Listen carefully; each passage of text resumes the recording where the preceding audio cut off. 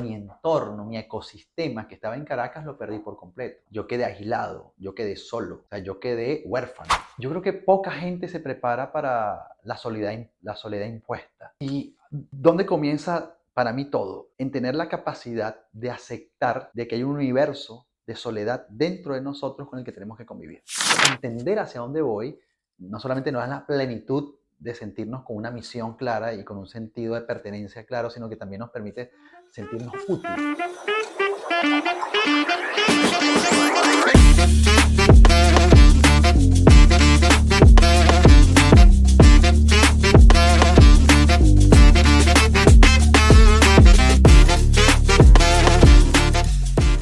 Bueno, feliz días. De nuevo estamos acá con historias de éxito y hoy tenemos a una persona muy especial que tuve la oportunidad de conocer hace un par de meses y les quiero presentar al sociólogo paisano venezolano, a José Jacinto. Bienvenido, José Jacinto. Te doy la bienvenida acá a mi canal de YouTube.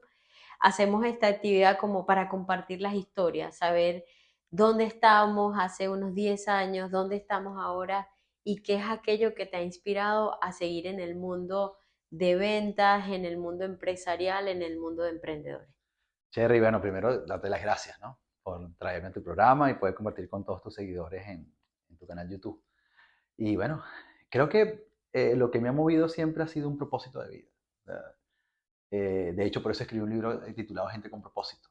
Yo creo que uno tiene que sentir que tiene una misión o misiones, Omisiones. pero uno tiene que sentir que tiene una direccionalidad. Yo soy creyente de la direccionalidad. Cuando encontramos una direccionalidad, cuando encontramos una senda, uno sabe hacia dónde se dirige. No hay cosa más espectacular que sentir hacia dónde vas.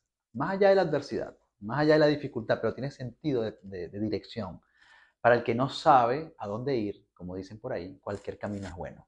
Entonces, a veces estar perdido genera dispersión y la dispersión nos diluye y es una sensación muy, muy desagradable y lo he trabajado con gente en privado, en sesiones, cuando hay personas que te dicen, es que me siento vacío y cuando te das cuenta no es que le está faltando algo material incluso, es que siente que su vida no tiene una direccionalidad clara. O sea, entender hacia dónde voy no solamente nos da la plenitud de sentirnos con una misión clara y con un sentido de pertenencia claro, sino que también nos permite sentirnos útil, porque sabemos hacia dónde vamos, por qué lo queremos hacer, y eso no tiene que ser una camisa de fuerza, eso se puede ir transformando en el tiempo. Entonces yo desde hace 10 años creo que he estado en una visión sostenida. Tal vez lo más disruptivo fue venirme a los Estados Unidos en el 2017. Bueno, pero vamos a parar ahí. Me gustaría saber un poquito, estuve indagando, buscando Uh -huh. información de ti y digamos que no encontré particularmente quién es José Jacinto, de qué parte de Venezuela eres, cuántos hermanos tienes, papá y mamá, de qué, cómo es tu historia y tu infancia, que nos cuentes un poquito de esa parte. Bueno, yo soy de padres andinos en Venezuela. Mi mamá es trujillana, mi papá es tachirense y yo nací en Caracas. Y a los 6 años, 7 años aproximadamente, nos mudamos de Caracas al estado de Trujillo, específicamente a un municipio llamado Escuque. Escuque Ah, significa sí. tierra de nubes. Tengo una tía en Ah, Escu, bueno, sí. que es de Escuque. Bueno. ¿Y tú lo conoces? No, no, no Bueno, recuerdo mucho. Me imagino que de pequeña, porque nosotros nos mudamos acá a Estados Unidos yo tenía 13 años, ah, pero sí conocíamos como que la familia de mi papá era de Escuque, así que saludos a mi tía Marlene. bueno, Escuque es un pueblo increíble. Ahí crecí yo. Yo siempre digo que tuve la bendición de crecer en un pueblo. Eso te da un background, porque después yo a los 17 años me regreso a Caracas, porque salgo por el CNU en la Universidad Central de Venezuela, en la Escuela de Sociología, y me regreso a Caracas. Entonces ahí vuelves otra vez a la ciudad, a una metrópolis tan compleja como Caracas, porque Caracas te entrena para la vida. Pasar Claro. por Caracas te da un roce importante y me di cuenta después cuando viví en Londres, después cuando vine aquí a los Estados Unidos, porque de alguna manera te permite ver el mundo desde distintos rostros. Entonces, llego a Caracas a los 17 años y a partir de ahí comienzo mi carrera universitaria. Mi mamá y mi papá siguen allá, en Escuque. Siempre que voy a Venezuela voy a Escuque y lo coloco en Claro. mis redes sociales. Y mi hermano, tengo un hermano mayor llamado Jacobo Muñoz, tiene su esposa, tiene sus hijos, Andrés y Eliel, que por cierto hace poquito estuve aquí, está aquí en Estados Unidos, en Spring Hill, pero también tiene la misma historia. O sea, Vivió nacimos en en Caracas, Escuque, se va a nos fuimos Caracas. a Trujillo, nos fuimos a Escuque, después él se queda, él se casa con una trujillana, es su actual esposa, y ahora él se vino para acá, para los Estados Unidos en 2016. Mi hermano, además de ser profesional en el área de todo lo que es programación, él es pastor. Yo vengo de una familia de pastores, de reverendos. Entonces, conozco muy bien el tema. Cuando me dijiste al principio, ¿podemos orar? Yo, por supuesto, por supuesto. Aquí donde tú me ves, habían planes conmigo de que fuera pastor en un momento de mi vida. Wow, y Solo que yo que, decidí tomar otro bueno, y camino. yo entrando un poquito en eso, digamos, ¿cómo era tu juventud digamos, activamente en la iglesia, con la familia, como bien activo? ¿Cómo recuerdas que era? Yo vengo de una iglesia, perdón, de una familia, digamos, conservadora, religiosa, porque mi familia creció en el presbiterianismo. Entonces, eh, esa fue, digamos, la denominación en Venezuela a la que ellas pertenecían en Caracas, mis padres. Y luego cuando nos fuimos a Escuque, en Trujillo, mi padre, que trabajaba en el Ministerio de Relaciones Interiores toda su vida, ahí fue donde él trabajó, él hizo una carrera como pastor y él fundó una iglesia en Escuque. Entonces yo vengo de ese mundo, yo conozco muy bien ese Wow. mundo y de ahí viene todo mi estudio teológico profundo, porque si algo te da la denominación presbiteriana, es un estudio profundo, hermenéutico de la Biblia. Es decir, yo puedo decir que conozco, crecí con las escrituras. Ahora tengo la bendición de poder combinarlo, cuando miro hacia atrás, 20 años atrás, 25 años atrás, combino la sociología, la psicología, la Y la filosofía y la teología. teología. Entonces tengo una visión muy amplia que pocos pueden decir que la tienen. Para mí me siento privilegiado en eso. Como un buffet. Total, total. Y te puedo decir, el libro de la Biblia que más habla de psicología es Filipenses. O sea, leerse la epístola de Filipenses es entender la psicología conductual. Y el maestro es Pablo. O sea, ahí hay mucha psicología conductual. Claro, eso lo puedo ver yo porque manejo los conceptos de ambos lados. Y también en la Biblia hay mucha sociología. Nehemías, entender a Nehemías, el liderazgo de Nehemías es entender un proceso sociológico, igual el proceso de Moisés. Y filosofía, imagínate, o sea, David era un filósofo para mí. Los salmos son filosofía, solo Amén, que son así es. poesía. Entonces, yo creo que ahora lo veo que tengo esa fortaleza desde el punto de vista de formación, desde el punto de vista intelectual, y eso me ha permitido tener la carrera que tengo hoy. Bueno, pero nos quedamos en los 17 años. Ajá. Entonces de ahí te vuelves a Caracas, entras a la universidad y ¿qué pasa con ese José Jacinto joven que sale de Trujillo? Sí, ahí pasa algo muy importante. Creo que fue un proceso disruptivo en mi vida y por eso yo le digo a la gente que cuando uno decide pensarse y encontrarse, uno tiene que estar dispuesto a lo que venga después de eso. Yo tengo un máster que se titula como Ser Mental y Emocionalmente Fuerte y está inspirado en esta experiencia que te voy a contar a continuación. Porque cuando yo llego a Caracas, vengo de ese mundo todo estructurado, acomodado, con una visión del mundo a través de la teología y a través de la religión a la que pertenecía por mi familia, incluso con todo un proyecto de que fuese pastor, y fui Sí. predicador y era líder de jóvenes. De hecho, mi capacidad comunicacional me la formé yo ahí. Me preguntas, pero ¿de dónde Wow. tú sabes hacer todo esto que tú haces? Sí, yo he estudiado bastante, yo he hecho posgrados, yo he hecho de todo. El Señor te la regaló, pero, fue pero es ese un, don, es un ese... don, pero además también las iglesias, cuando tú creces en la iglesia y me vieron esta capacidad, me decían, vaya y hable, vaya y predique, Claro. vaya tal cosa. Y yo desde niño estoy predicando, desde niño estoy hablando, enseñando. Entonces, ya para mí, mi entrenamiento comenzó a los 7 años. Entonces, Wow. hoy en día lo pude llevar a este nivel con otras herramientas. Bueno, estando en Caracas, yo llego un día a mis apartamentos y recuerdo, era un estudiante. Y yo entro a la escuela de sociología y las primeras semanas mi cerebro explotó. Porque imagínate, yo con un contacto teológico, de repente llego y de repente me pueden a leer a Weber, a Durkheim, a Kant, a Foucault, a Carlos Marx, a Foucault. O sea, tantos autores que te comienzan pum, a disparar, a disparar, a disparar. Y muchos de ellos se rebelan incluso contra la deidad, se rebelan contra la soberanía de Dios, se rebelan contra lo que yo venía aprendiendo. Y caigo en una clase con un profesor que es especialista en sociología de las religiones y él me hace ver cómo yo puedo ampliar mi forma de ver el mundo, que fue el profesor que me marcó en la universidad.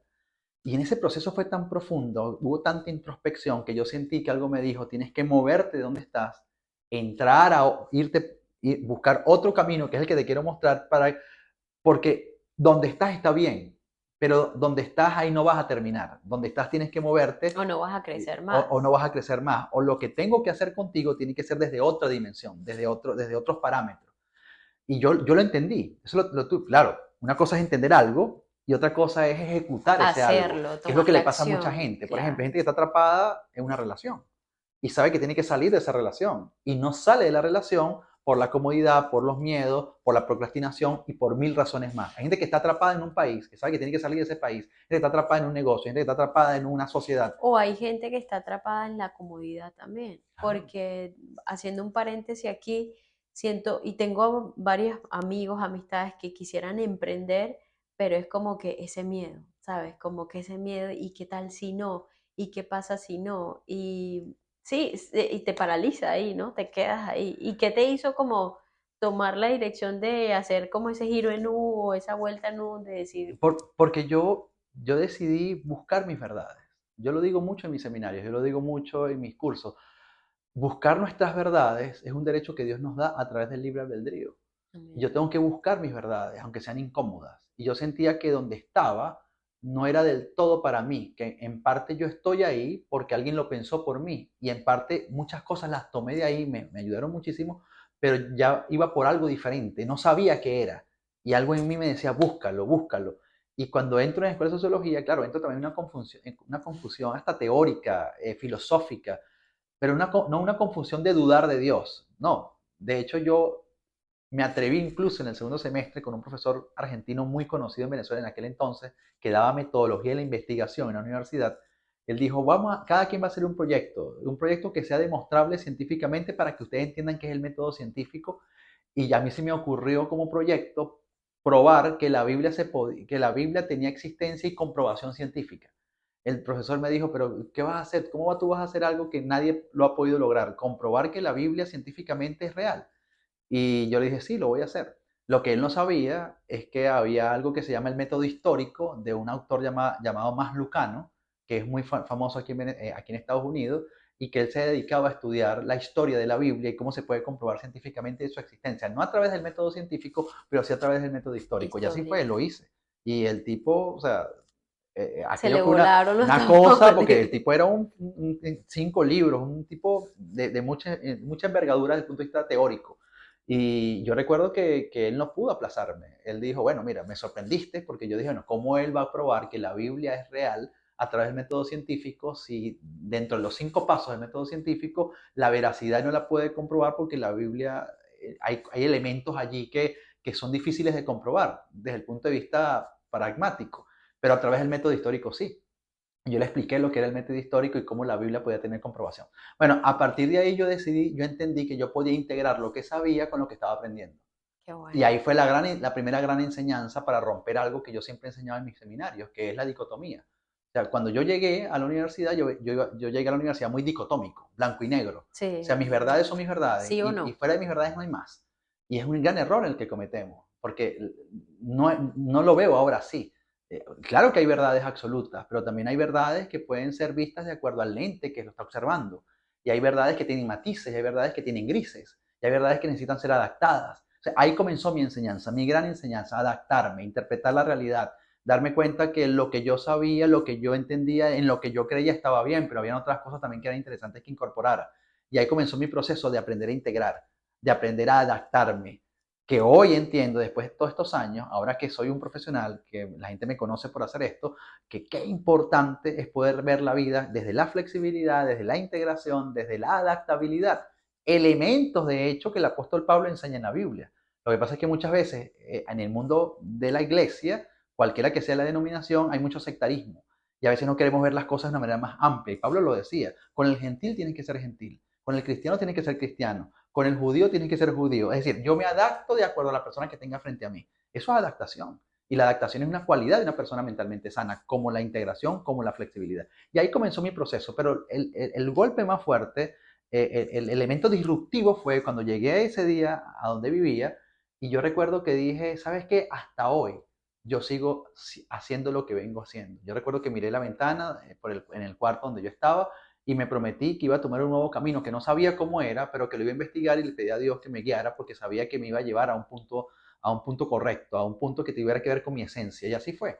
Desde ¿Y ese día todo cómo se cambió. fue, digamos, como que el momento de darle esa noticia a tus papás? Ah, no, eso fue Porque, terrible. digamos, en ese punto ellos eran la autoridad más Sí. grande, no sé, me imagino papá, hermano, novia, o sea, decirle, mira, ya no voy a ser pastor o ya no me voy a ir por esta vía.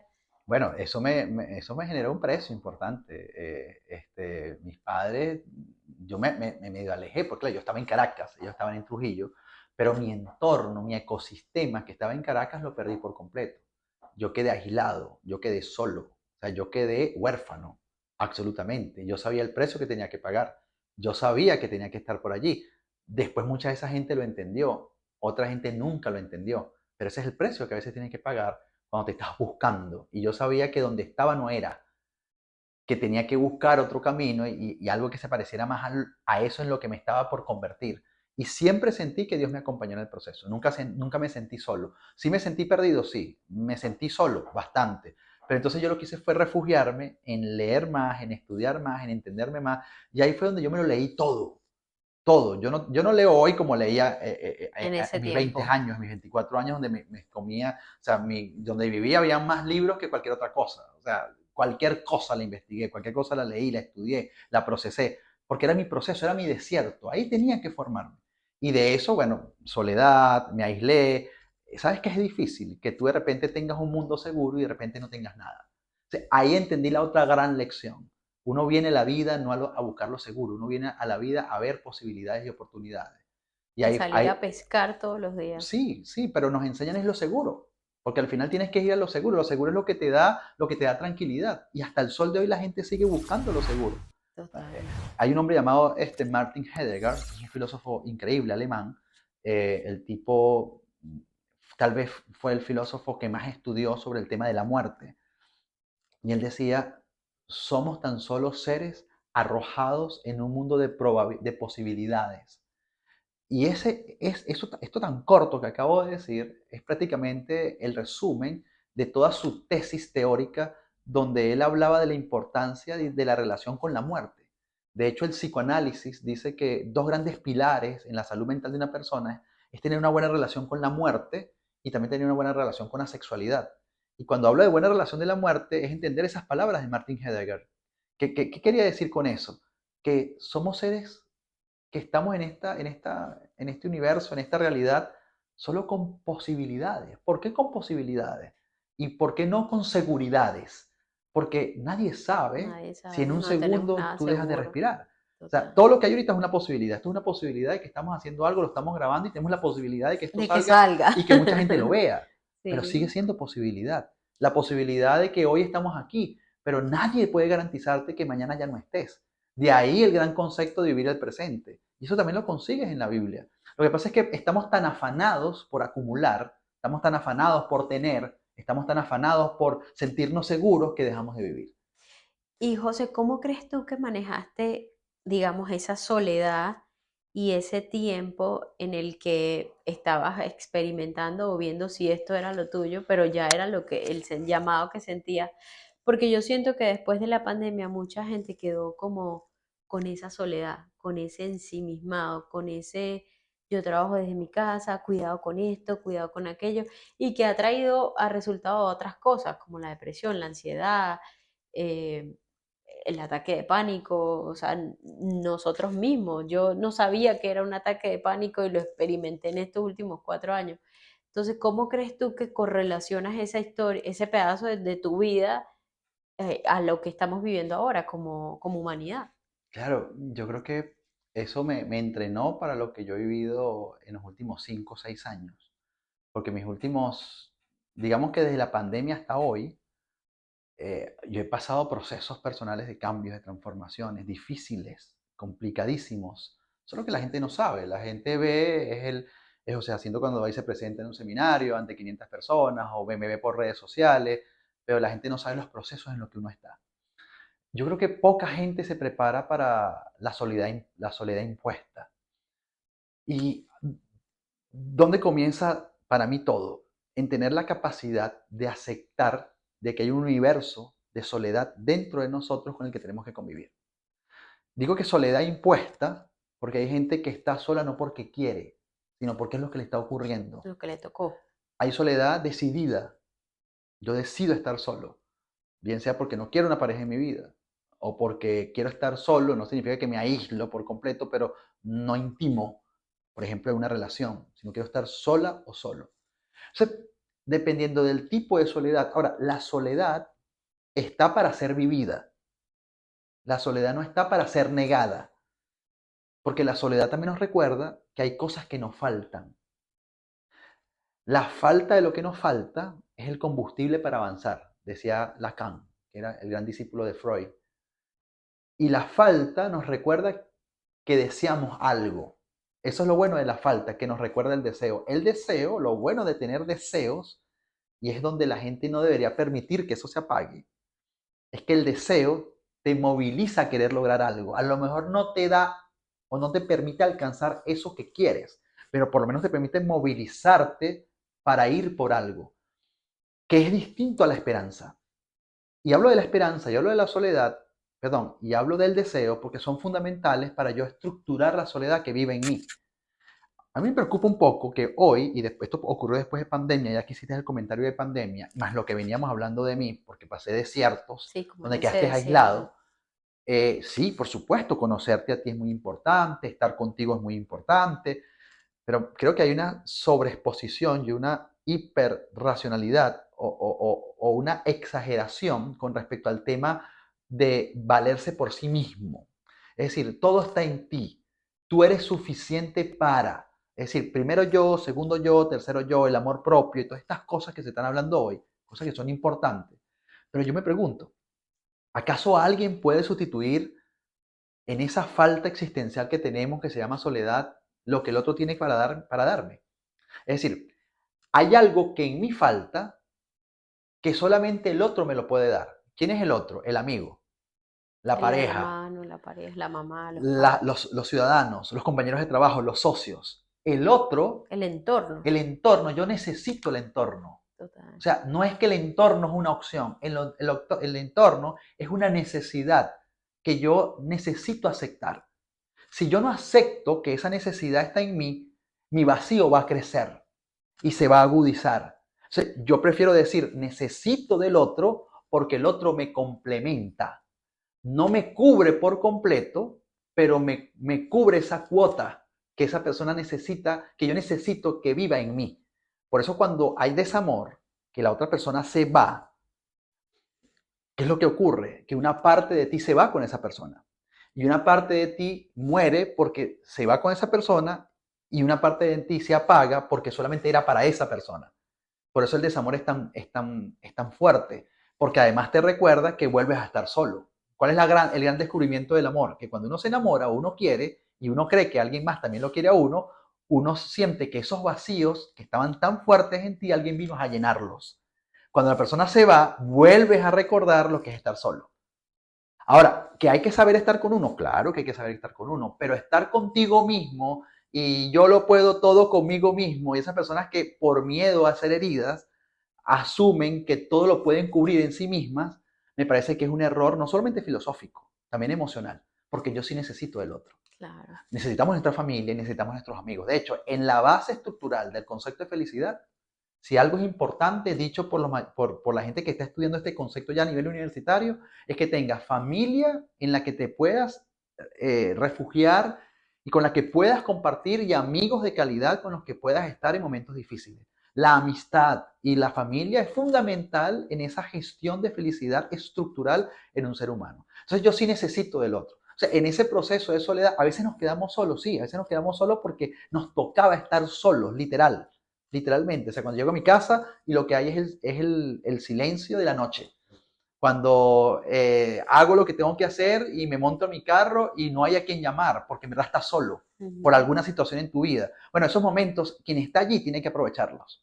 Para entonces ahí sí darse cuenta que tanto se puede abastecer a sí mismo por lo que conoce y por lo que sabe. Ah, que el autoestima se construye en ese momento, sí. O sea, me hago fuerte, me encanta poder compartir conmigo, pero ya va, a mí no me traten de conversar con la idea de que todo en mí es suficiente, porque no. O sea, yo me puedo querer mucho, Pero llega un momento que ya uno se fastidia de estar solo con uno mismo. O sea, a mí que no me vendan eso de Ya no que me no soporto. me soporto, o sea, ya va, yo necesito del otro también. Te sales corriendo a tomarte un café con alguien, estás con tus amigos. Mira, una de las cosas más espectaculares que uno puede hacer, no sé si te pasa, cuando yo voy a Venezuela y voy a Escuque y me encuentro con mis amigos de la infancia, que nos vamos a jugar futbolito, ¿no? Te vas a jugar futbolito y te sientas con los panas a hablar y te tomas una cerveza y te comes una parrilla y pasas 4 horas distintas. Eso es felicidad. ¿Y quién era tu comunidad entonces en ese lapso de que emprendiste ya como sociólogo? Ah, bueno, ¿O quién empezó a ser tu comunidad? esa comunidad, porque es que había otro elemento, ¿no? A esto que pasó también se sumó otro proceso que me dio mucha formación, porque para uno, para yo convertirme en lo que soy hoy, tuve que pasar mucho tiempo solo. Eso es lo que llama la Biblia desiertos, para uno formarse. O sea, uno no se forma en el ruido de la cosa, ¿no? Yo pasé mucho tiempo solo y ahí entró mi formación. Cuando digo tiempo es mucho tiempo estudiando, mucho tiempo entendiéndome, porque como estaba en este proceso de transición, pero había pasado otra cosa en mí que yo sufrí mucho de acné, pero un acné terrible. O sea, un acné que no quería salir de la casa. O sea, un Wow. acné que yo me miraba al espejo y decía, ¿cómo salgo yo a la calle así?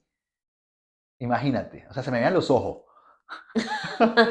No, yo lo viví. Sí. Y en No, y el autoestima, no, bueno, todo. en autoestima. De ahí fue que desarrollé otras fortalezas en mí, que hoy me doy cuenta que me suman. Porque ahí me di cuenta del poder de darle crédito a otras cosas. Porque si yo me hubiese enfocado nada más en mi En presencia lo física, yo no físico. salgo a estudiar. Y tampoco hubiese tenido novias, porque hasta conquisté mujeres estando así. Yo decía, no, pero es que yo soy más que la cara. Eso es lo que yo decía, yo soy más que la cara, yo soy más que la cara, yo soy más que la cara. Yo tenía que decirme algo para sentirme bien para salir. Sí, para te ánimo Claro, es que ahí. uno tiene que consolarse, ¿no? Claro. Entonces, era en paralelo un acné que arrancó empezando el proceso universitario y que yo entiendo ahora por qué tuve ese acné. Era somatizando todo lo que significaba esta metamorfosis en la que estaba. O sea, estaba cambiando mi mundo. O sea, yo veo ahora con todos los conocimientos que uno pueda tener, la experiencia, yo dije, yo soy bien atrevido. O sea, yo entiendo, yo soy atrevido. O sea, yo soy de los que desafía los límites. Yo soy atrevido, yo tengo algo, yo me he atrevido a hacer muchas cosas. Y eso fue atrevido, desafiarlo todos los 20 años. Fue bastante Y dejarlo atrevido. todo, Y, porque y también lo dejarlo todo y dejaste todo. empezar de cero.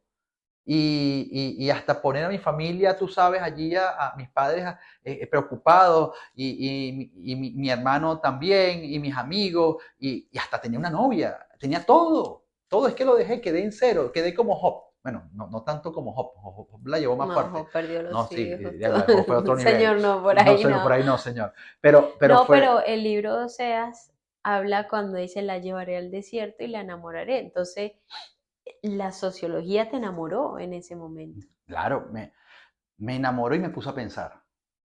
Eh, y me permitió darme cuenta que era pero era profundamente hermoso poder descubrir cosas y aprender cosas por ti.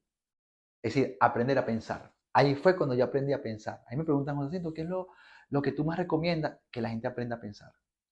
No hay nada mejor que estar con alguien que sepa pensar.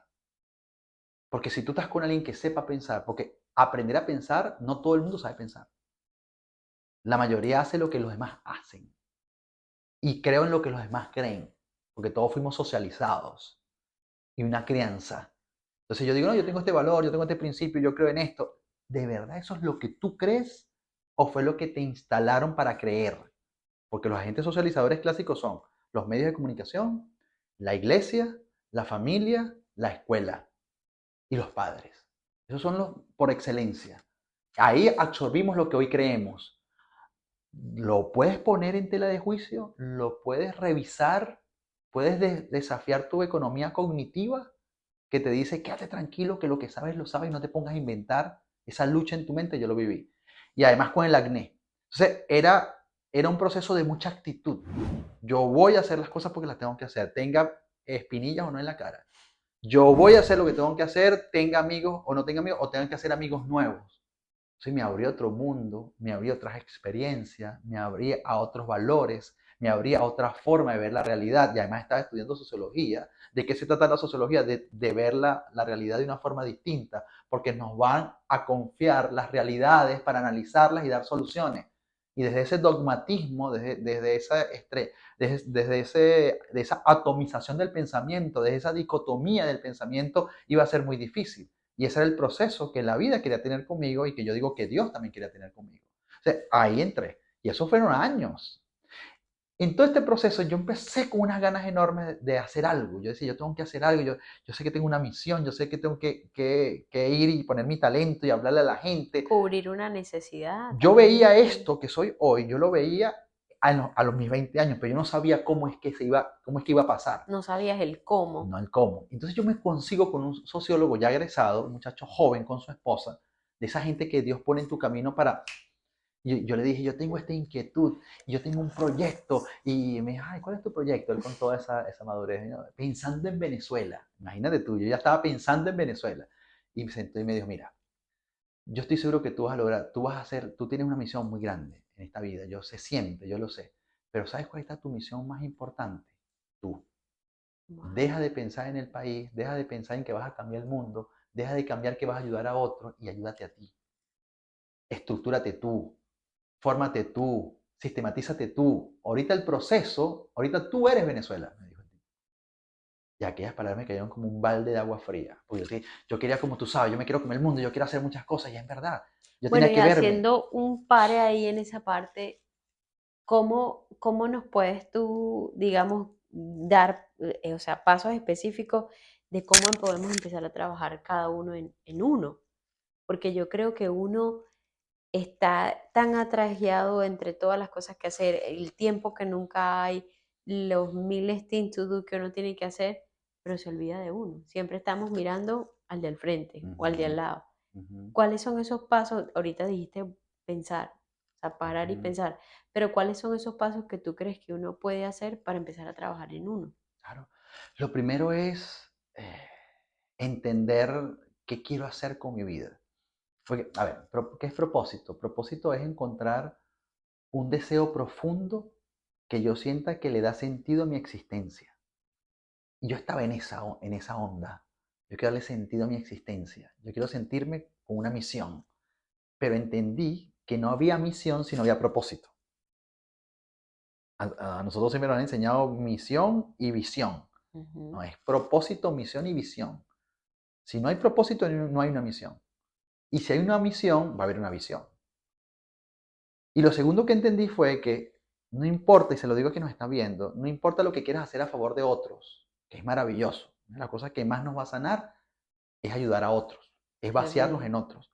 Pero hay momentos en la vida que cada quien, desde su sabiduría, desde su intuición, tiene que saber que es su momento. Hay momentos en la vida que es tú contigo, más nada. Yo lo viví. Era José Jacinto con José Jacinto. Entre libros de sociología, entre la escritura, entre la psicología, entre la filosofía, entre gente que pensaba distinto al tipo de gente con la que siempre me relacioné, Mm. viviendo cosas distintas, yendo a lugares distintos, haciendo cosas distintas, acercándome a cosas diferentes, ahí, en ese proceso. Entonces, y lo tercero es la capacidad que tengas para observarte y para escribir lo que estás observando de ti. Es un estudio sistemático. De hecho, la fuerza de la psicología deportiva, que es una de mis especialidades, es la observación sistemática que tú tengas sobre la realidad. Alguien que se observe y que además escriba lo que observa de sí mismo y que además tome la decisión de sustituir conductas y de sustituir creencias para su mejoramiento, es una persona avanzada, Sí, total. mental y emocionalmente sana, porque se está viendo, se está analizando. Es como no me tengo Se miedo, está autoevaluando. se está autoevaluando. Eso se llama en psicología metacognición, pensar sobre lo que pienso. Y ahí le doy, y le doy. Claro, debo tener valor, porque la incertidumbre, si no sabes manejar la incertidumbre, que fue lo que pasó en pandemia, llegas rapidito a trastornos de ansiedad. Y cuando hay mucha ansiedad es porque la mente va más rápida que la vida. Alguien decía por ahí que la ansiedad es la fiebre del alma, es la fiebre de las emociones. Es decir, cuando estoy en ansiedad es porque algo en mí está fuera de control. La ansiedad crónica. porque yo creo que todos a diario vivimos en ansiedad Un tipo de nivel de ansiedad. y todos tenemos un tipo de estrés. O sea, el estrés de hecho es una bendición para mí y la ansiedad también, pero reguladas y sabiéndome recuperar. O sea, esos procesos, además, el otro elemento importante es la paciencia. El latinoamericano sufre de impaciencia. El latinoamericano no entiende que las cosas tienen un proceso. Por eso hay mucha gente que este país le ha costado muchísimo. Porque este es un país de procesos, este es un país de paso a paso, este es un país donde no existen los caminos verdes, este es un país donde las cosas tienen un proceso y como lo dice la Biblia, en lo mucho, en lo poco me eres fiel, en lo mucho te pondré. Es un proceso de menos a más. Pero nosotros como cultura, y me atrevo a decirlo porque también ha sido parte de mi objeto de estudio, del latinoamericano, consume mucho el pensamiento mágico, consume mucho el optimismo ingenuo, el optimismo pendejo. O sea, nos gusta decirnos cosas que en realidad no están pasando ni van a pasar, porque nos gusta vivir de la esperanza ingenua y a veces nos cuesta poner los pies sobre la tierra. Y creo que parte del optimismo racional y sano de una persona es entender que a veces también se pierde, que no siempre se gana, que esa fue la gran lección de la pandemia. La pandemia nos vino a mostrar que por mucha agenda, no importa la mucha agenda que tengamos, la mucha planificación que tengamos, la mucha organización que tengamos, siempre hay una gran parte de la realidad que va a escapar de tus manos, que no la vas a poder controlar.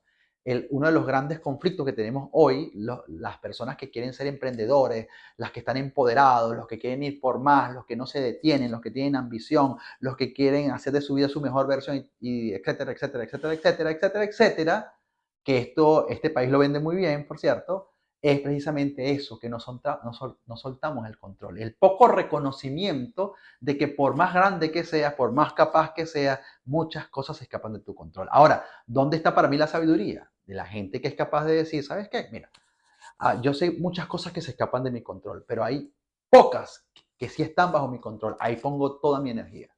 Eso se llama contexto interno racional en la psicología, que significa muchas cosas dependen de mí. Cuando yo me centro en lo que depende de mí y pongo toda mi atención y pongo todo mi enfoque, tu vida se transforma y cambia.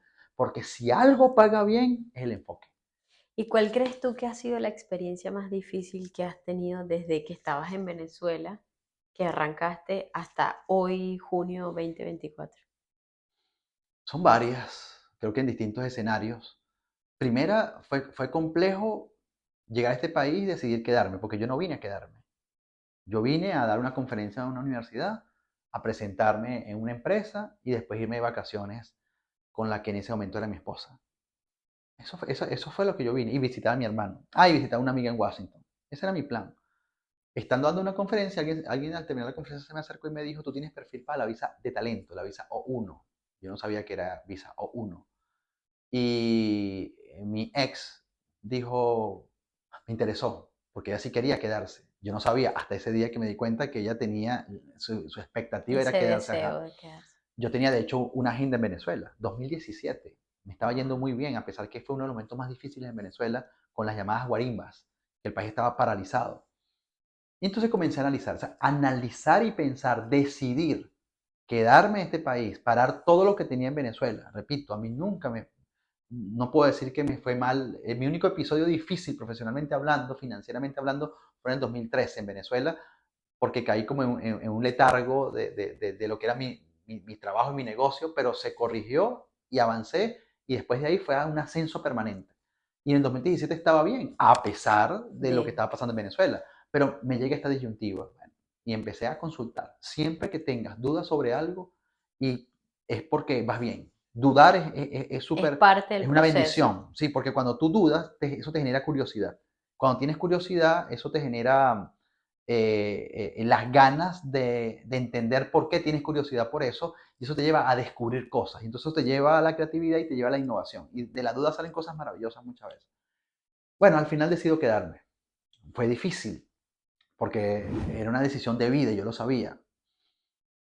Y a partir de ahí, bueno, después el segundo proceso fue, bueno, yo me voy a quedar, pero yo me puse condiciones. Y también a la persona que estaba conmigo, no me voy a quedar, pero yo voy a trabajar de lo que yo hacía en Venezuela.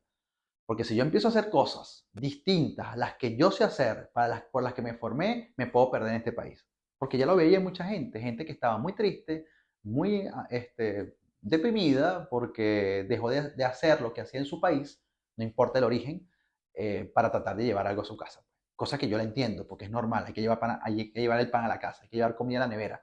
Pero yo traté de hacerme exigente. Entonces escogí una visa que me exigía también eso.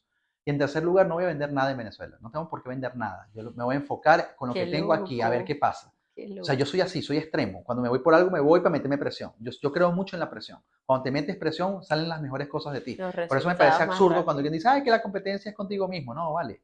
La competencia también es con el otro. O sea, qué bueno que estás compitiendo. Pídele a Dios que te ponga alguien con el que te sientas en competencia. Yo siempre pongo el ejemplo en el deporte de Cristiano Ronaldo y Messi. Lo han dicho. Total, Gracias total. a Messi apareció Ronaldo. Y gracias a Ronaldo, Messi se hizo mejor. ¿Por qué? Porque el otro te hace sacar lo mejor de ti. Te La forja. competencia es contigo, pero también es con el otro. Para romper ese dualismo de que la competencia es contigo mismo. Yo digo que la gente que dice eso es porque se quiere consolar, porque le da pánico medirse con otro, porque si pierde se va a sentir terrible. Pero bueno, ese es otro tema. O sea, bueno, salimos de ese tema y logramos montarnos allí. Después fue el gran desafío de que voy a vivir acá. Y también igual, me puse una meta increíble, monté una empresa deportiva aquí en Miami que fue súper exitosa de capacitación e información deportiva para niños. Lamentablemente la pandemia lo detuvo. Esa es una historia también muy larga que creo que no habrá tiempo para eso. Esa fue difícil. Después de esa adaptación, después llegó la pandemia, también fue muy complicado. Pero creo que lo más complicado ha sido en los últimos 2 años de mi vida. ¿Cómo te has diversificado? O sea, ¿qué has tenido que hacer para actualizarte el día de hoy? ¿Qué he tenido que hacer? Entender la diferencia entre dispersión y diversificación. Y, y tenerme fe. Porque si no te tienes fe, mueres en las peores circunstancias. Pero para tenerte fe tienes que saber quién eres. Te tienes que conocer, tienes que saber qué hay en ti como propósito de vida. Y hay gente que como se tiene poca fe, duda muy rápido y no se atreve a tomar el riesgo.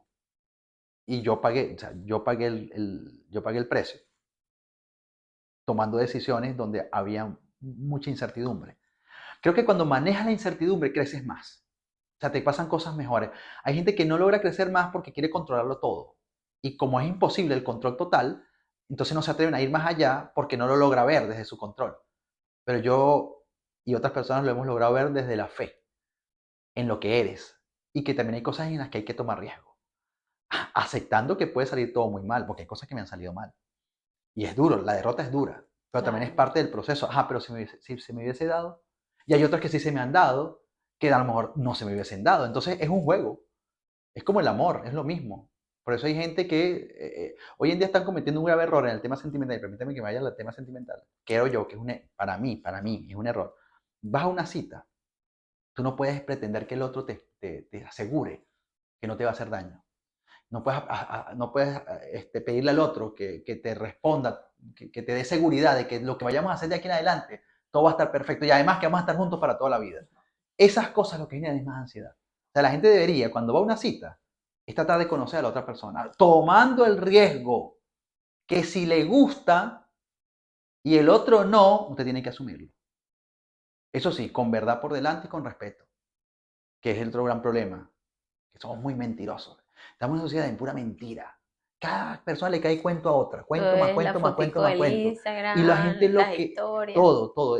Yo nunca he participado en cosas de estas de citas por Tinder, esas cosas, pero los cuentos que me han dado a mí en sesiones, o sea, yo a Bueno, veces, hay un documental que se llama El chico de el Tinder o el, estafador de el Tinder, estafador de esa la Tinder, vi. sí. Pero es que una cosa que tú dices, la gente, ¿qué le está pasando? No es que está mal el tema de las páginas, no, todo eso son herramientas sociales Herramientas. interesantes.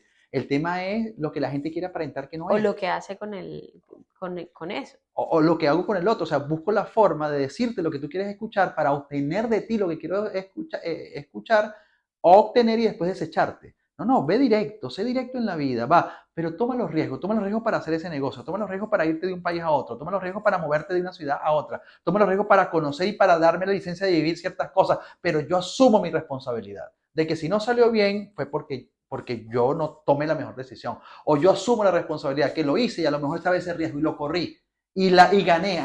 Pero si gané no digo nada, si gané estoy feliz, pero si pierdo, la catástrofe. Porque somos Total. así, el mal manejo del fracaso y el éxito, que ese es otro gran tema que también pudiéramos hablar en algún momento. O sea, yo creo que me sirvió mucho aprender a tener la diferencia entre dispersión Y y diversificación. diversificación. O sea, aquí en Estados Unidos tuve, gracias a mi capacidad de adaptarme, diversificarme un poco. En Venezuela estaba más que todo enfocado en trabajar con equipos deportivos profesionales y dando conferencias y seminarios. Aquí paré los seminarios porque tenía que generar el mercado, tenía que darme a conocer, pero me metí a trabajar con niños y adolescentes, que yo en Venezuela me negué a trabajar con niños y adolescentes porque trabajaba era con profesionales. Y como especialista en psicología deportiva, trabajar con niños fue un proceso de adaptación, pero estaba dentro de la licencia de mi visa y dentro de mi objeto social a la hora de operar como profesional, porque esa es una de mis especialidades. Y después hice televisión. O sea, tuve un programa de televisión en Miami Beach, en un canal como local, y grabé como 90 programas de televisión como conductor. O sea, me estrené como conductor. Yo siempre había sido invitado, como lo soy ahorita de ti, pero en ese momento fui entrevistador. Entonces me tuve que formar para entrevistar. Esas fueron las cosas en las que me tuve que adaptar, pero siempre en mi área de acción, siempre en mi área de talento. Yo no me salía a hacer otra cosa que no tuviese que ver con el ejercicio de la sociología, el ejercicio del crecimiento personal, el ejercicio de la psicología deportiva, el ejercicio de lo que son los procesos sociales y de lo que es la gerencia a través del deporte y a través del bienestar vinculado a los conceptos que yo manejo. Yo siempre me mantuve en mi área. Me diversifiqué, pero no me dispersé. ¿Por qué? Porque tenía fe en lo que soy. Y si yo tengo fe en lo que soy, el talento paga bien, pero el enfoque paga bien. Entonces yo tenía La disciplina. la disciplina, tenía esta filosofía. Yo muero con las botas puestas en lo que yo sé hacer. De hecho, por eso, cuando yo estuve con mi ex esposa en Londres, que estuve ya 6 meses viviendo y estudiando inglés, pensábamos quedarnos en Londres. Nosotros nos regresamos de Londres a Venezuela porque ahí fue donde yo entendí mi propósito de vida. Ahí fue donde yo entendí que iba a ser esto que tú ves que yo hago hoy y que lo arranqué en enero del 2010. Lo entendí a la 1 de la mañana en la azotea de un bar surafricano que estaba cerca de London Eye, en la Warner Street en Londres. Estaba descansando porque yo era mesero y yo estaba así como que estaba todo cansado y me estaba tomando, le voy a decir, una Coca-Cola, porque ahí entendí que la Coca-Cola me despertaba. No hay que tomar mucha Coca-Cola, no es del todo bueno, pero ahí la tenía que tomar para mantenerme despierto. Y yo me senté con mi Coca-Cola y con el snack que me dieron y yo miré y yo dije, ¿qué hago yo aquí? O sea, yo tenía amigos Tuviste polacos. tu wake up call. Sí, exacto. Yo tenía amigos polacos, tenía amigos húngaros, tenía amigos italianos. Y yo, ¿cuánto tiempo tienes haciendo esto? 10 años, 5 años, Sí, 7 años. total. Y yo dije, yo vine aquí a tratar de estudiar inglés, a tener la experiencia de aprender un poquito más de inglés.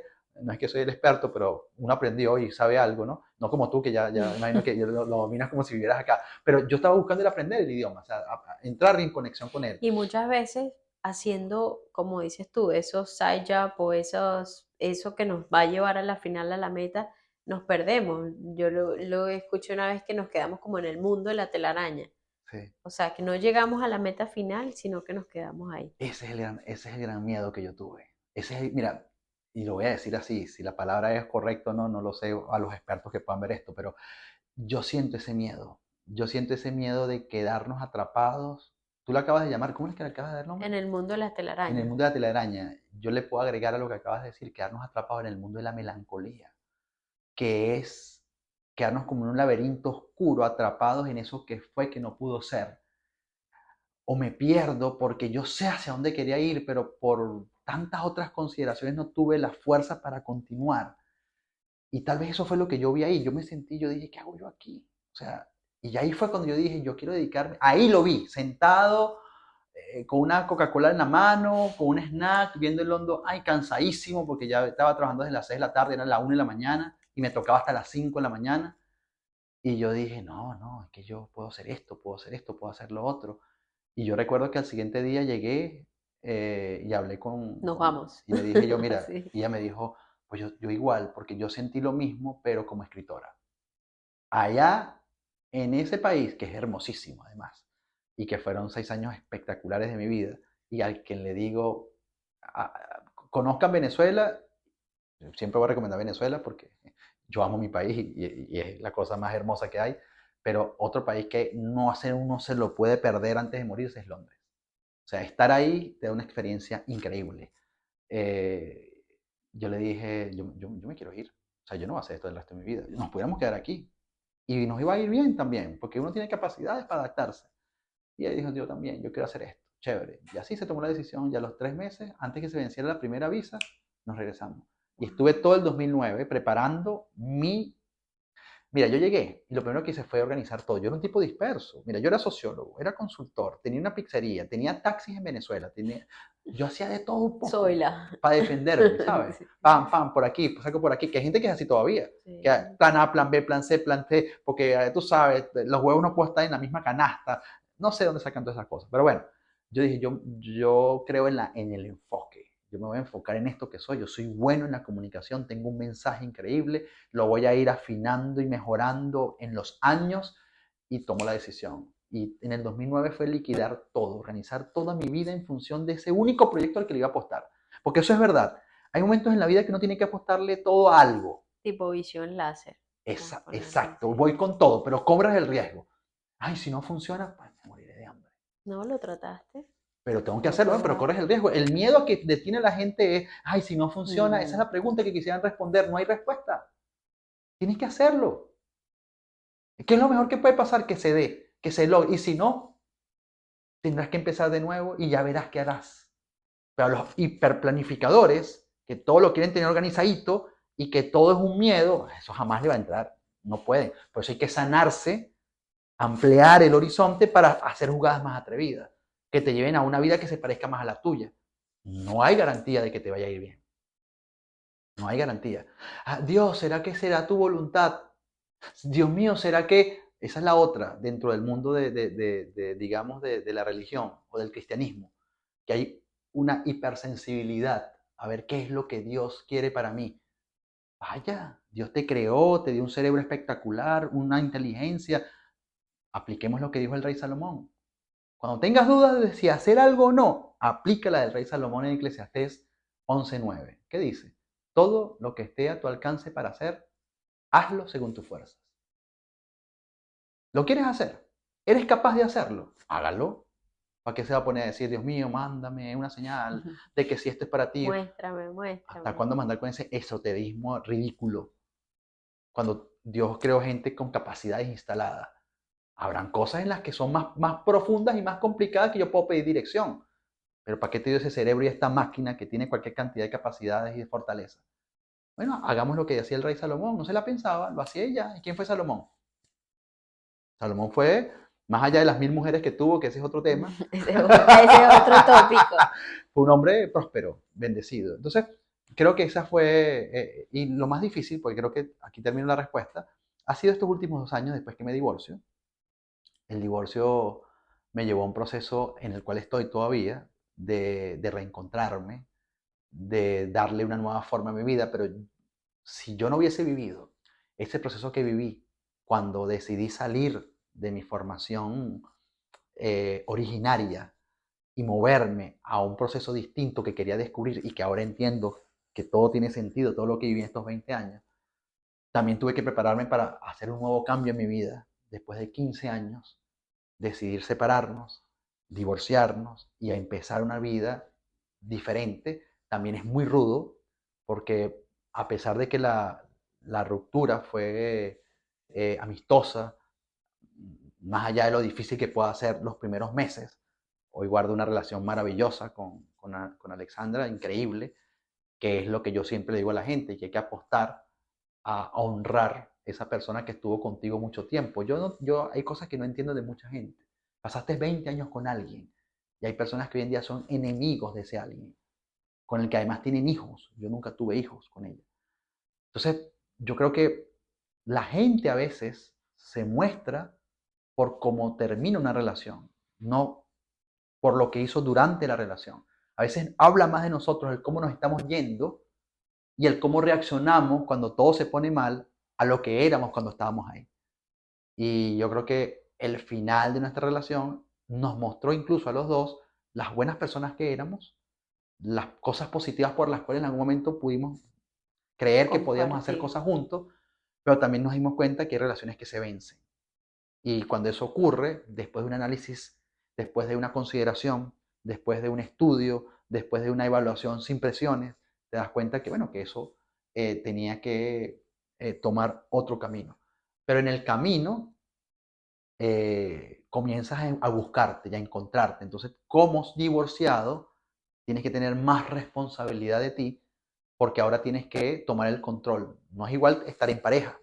las cargas son distribuidas. Total. Todo es distinto, eres más fuerte. La Biblia lo dice. Uno Más es más valen débil dos que... cabezas que Son más una. fuertes, porque cuando son dos, si uno tiene frío, ¿cómo siente calor si está solo? En cambio, dos acompañados se pueden dar calor. Y una casa dividida contra sí mismo no prosperará. Habla de la unión y el trabajo en equipo. Yo creo que ahí está tu gran proceso, porque es volver a empezar una etapa distinta en tu vida y entender por qué y hacia dónde.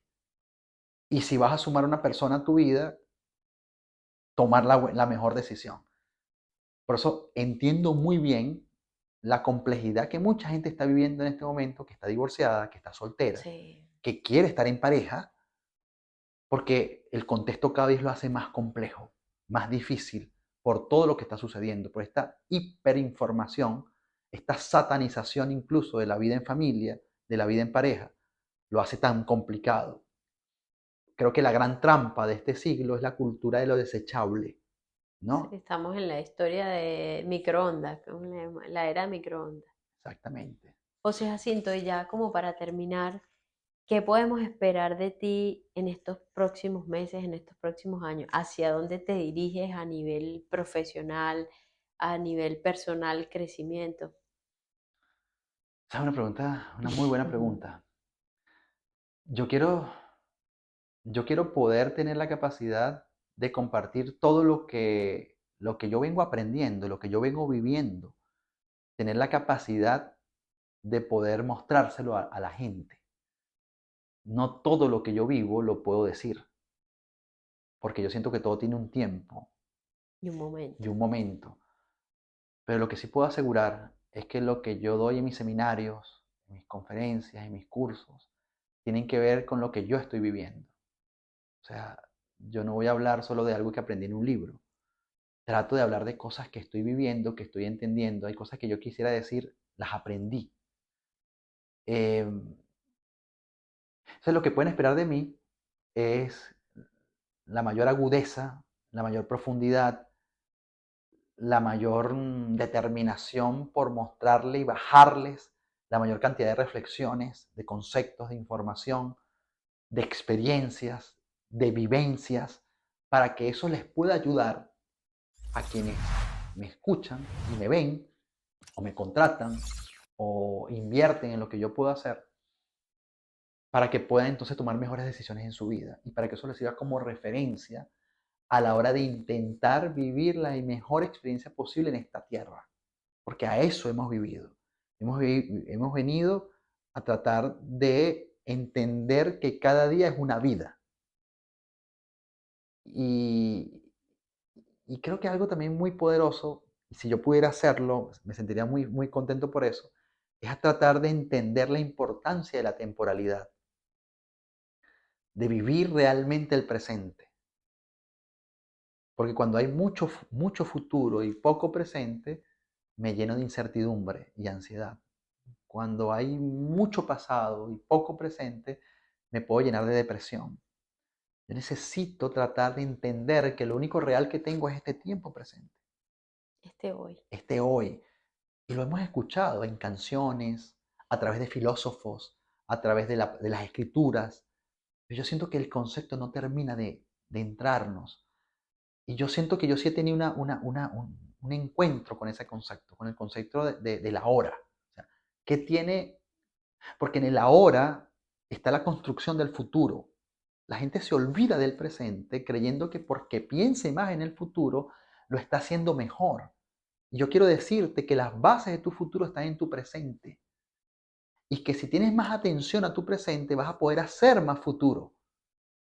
No vas a hacer más futuro porque lo pienses más.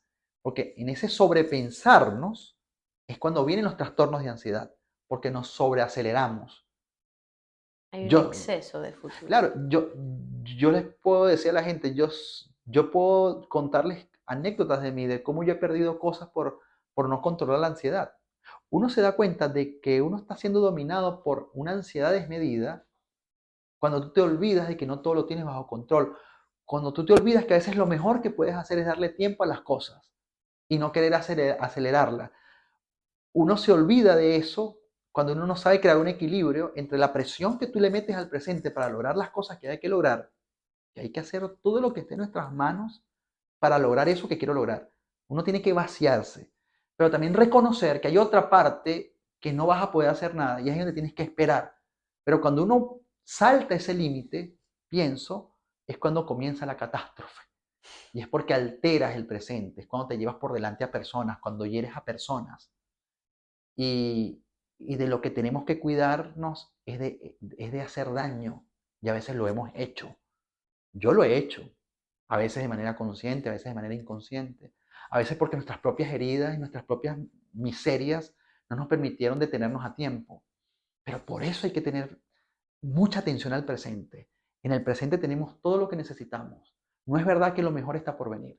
Yo creo que lo mejor lo estamos Lo viviendo. estamos Y no lo viviendo. estamos viviendo, y a lo mejor no, es que mi presente no sirve para nada porque los resultados no me gustan, pero es que no se trata de los resultados. Se trata que el presente es lo mejor porque es lo único que tienes. No tienes otra cosa. Entonces, abocarnos a eso nos va a permitir, ¿sabes qué? Ensanchar la conciencia. Por eso es importante el presente, vivirlo de verdad. O sea, que yo salgo de aquí y lo que vayas a hacer lo vives, Estar que aquí. estoy aquí, estoy contigo y te estoy disfrutando. Y te estoy viendo. Para mí no existe otra cosa que Cherry en este, Cherry. que Cherry en este momento. No necesito otra cosa que este momento. No necesito otra cosa que lo que estamos transmitiéndole a mucha gente que va a ver esto. Ujú. El tiempo presente. Y después que salga de aquí, ¿qué voy a hacer? ¿Y con quién voy a estar? ¿Y cómo lo voy a disfrutar? Sí, ¿Y cómo lo hacer voy a de cada sentir? experiencia, de cada momento único, bien sea con tu pareja, con tu familia, con tus compañeros de trabajo, con tus hermanos. Pero con atención. Con atención. ¿Por qué? Porque eso nos va a permitir el mayor milagro de todos, que es el ensanchar nuestra conciencia. Eso lo decía Carl Jung. A veces ensanchamos la conciencia como consecuencia del dolor.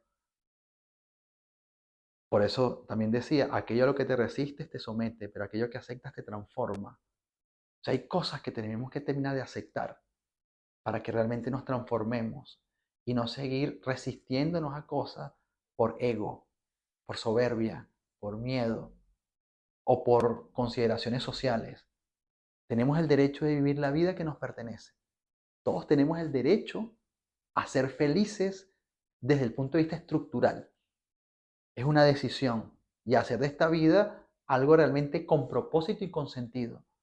Pero creo yo que comienza desde la conexión con el presente, dándole valor a lo que realmente tiene valor. ¿Sabes qué tiene valor? Con esto termino.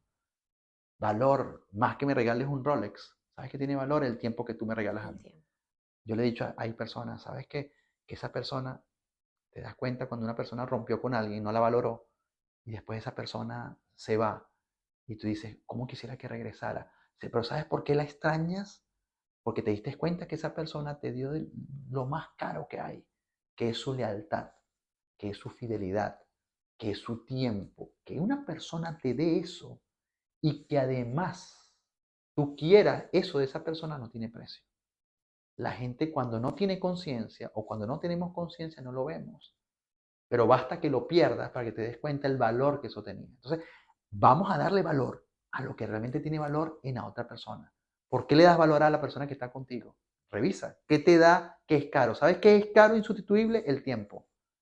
Que alguien diga, quiero estar contigo, cuando puedo estar con 1000 personas más, ese es un acto de De amor valor. y de valor profundo. O sea, esas cosas tenemos que comenzar a valorarlas. Está bien valorar el dinero, está bien valorar las pertenencias, está bien valorar el tener y acumular, está bien responder a lo que esta sociedad capitalista exige que nos tengamos que tener, está muy bien, pero eso es perecedero.